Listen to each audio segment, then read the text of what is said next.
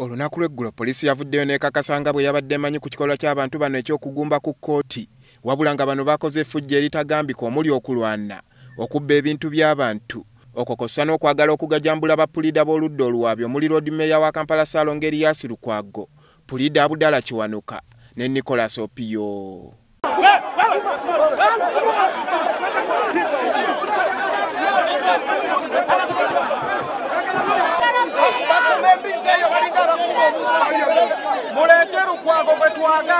Wadde nga kyabadde kitegeerekeseeko nti Dr. Kizza Besigye yabadde omu ku balina okugenda mu kkooti eno okulumiriza General Kale Kayihura, wabula teyalabiseeko. Besigye ategeezezza nga bwe yabadde agudde mu lukwe olwabadde lumupangiddwa ab'ebyokwerinda okumutuusaako obulabe nga beefudde abawagizi ba General Kale Kayihura. Era nategedde nti wabaddewo olukwe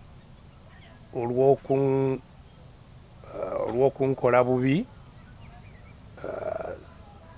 nawulidde abagamba olw'okunzita n'emmundu sikyenafunye, naye nga wabaddewo olukwe olw'okumpisa obubi ddala nga ngenze ku kkooti.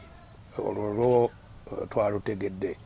Of course simanyi we lwandikomye, kubanga singa nasazeewo okgenda nandibadde nange ngenze nga neetegese, nga manyi byengenda okusangayo.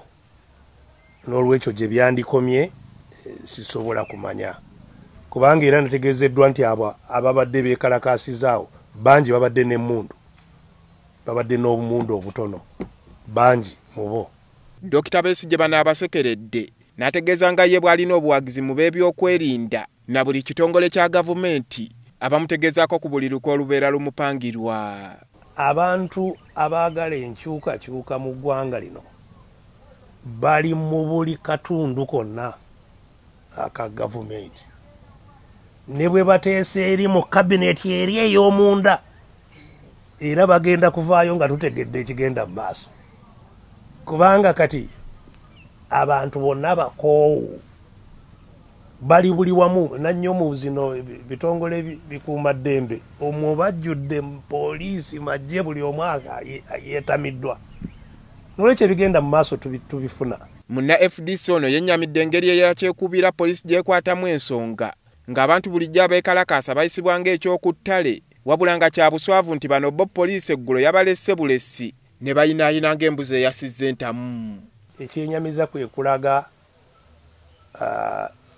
enkola eyakyekubiira, ndowooza buli omu oluusi gy'abadde tafuna mukisa kulaba ng'etambulira wamu.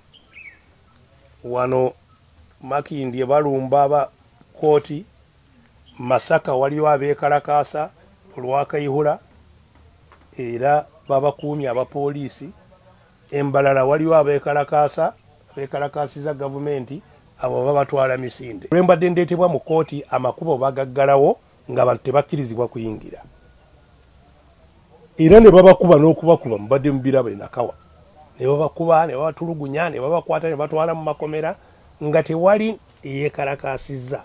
Dr. Besigye era asambazza ebyo ebigambibwa nti ebyo ebyakoleddwa eggulo byefaananyiriza n'ebyo byennyini ebikolebwa bulijjo abawagizi be. Singa naffe tubikola nga bimenya amateeka, baba batuufu okubaako kye bakola, naye tosobola kugamba nti kubanga bali bamenya amateeka nange nina kumenya amateeka nzaagalabirira. Kyo tekisobola kubanga kyakukozesebwa ng'ensonga nti bali beeyisa bwe bati nange nina kweyisa bwe nti. Okusooka si bwe tweyisa, tetulina na mukisa ogwo gw'okweyisa bwe tutyo, naye ekyokubiri singa tweyisiza bwe tutyo naawe mu poliisi tulina kweyisa bwotyo. So tewali excuse yonna gye basobola okuwa ebakozesa bye baakoze eggulo. Munnamagye yagannyuka Kizza Besigye era ategeezezza nga keetonye kagwake Kayihura bw'ateekeddwa okujja mu Kaguli yennyonnyoleko ku bimuvunaanibwa, era wano n'amuwagaabuwa nti kyekiseera asooka addeko ebbali wa ofiisi ye ng'amateeka bwe galambika kisobozese okufuna enzirukanya y'omusango ennuŋŋamu. Naye kusinziira ku byabaddewo byonna n'enneeyisa ya poliisi ate nga yeeyisa bwetyo kubanga agikulira yavunaanibwa. Kino kiraga lwatu nti mwami Kayihura tasobola kwewozaako emisango ng'akyali mu ofiisi. Alina kugifuluma adde ebbali awenembe n'emisango gye, bw'alibanga emuvuddeko asobola kuddayo mu ofiisi. Naye tosobola kubanga gwolemesa kubanga olina buyinza bw'okozesa mu ofiisi ate n'osigala mu ofiisi y'emu ng'ovunaanibwa. Tekisoboka. General Kale Kayihura yaggulwako emisango n'abasirikale ba poliisi abalala 7 ku byekuusa ku kuwuula abawagizi ba FDC emiggo ng'ennaku z'omwezi 12 ne 13 omwezi ogw'omusanvu omwaka guno Besigye bwe yali kyajja ayimbulwe okuva mu kkomera Luzira.